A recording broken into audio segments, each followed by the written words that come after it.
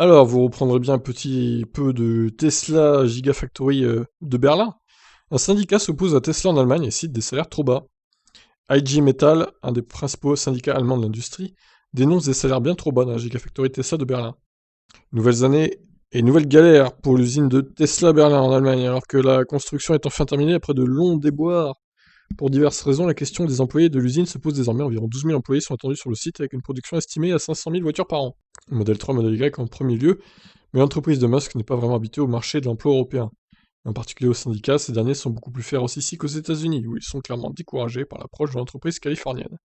En Allemagne, des structures comme IG Metall sont déjà bien établies dans de nombreuses usines du pays, et ont donc une force de négociation bien plus importante. Et alors que la production n'a pas encore commencé, ça coince déjà entre le syndicat et Tesla. La représentante d'IG Metall dans la région de l'usine, Birgit Dietz, a annoncé avoir ouvert une antenne juste à côté de la Gigafactory de Tesla. Juste à côté, quoi. Non mais 1800 employés ont déjà été recrutés, les conditions salariales seraient loin d'être satisfaisantes, d'après le syndicat.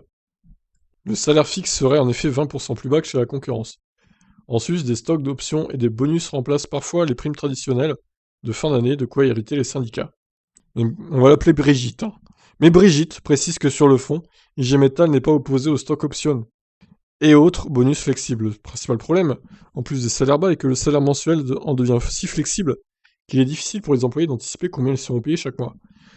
Brigitte se veut tout de même conciliante. Nous ne sommes pas des dinosaures de l'ère industrielle, mais restons ouverts à ce futur d'une façon progressive. Nous voulons simplement participer à ces questions qui construisent la politique industrielle. Si IG Metall continue ses efforts, les futurs 12 000 employés de la Gigafactory de Tesla de Berlin pourraient donc se syndiquer et demander une mise à niveau par rapport à leurs collègues des constructeurs traditionnels. Voilà qui ne devrait pas amuser Elon Musk, historiquement opposé à toute forme de syndicalisme.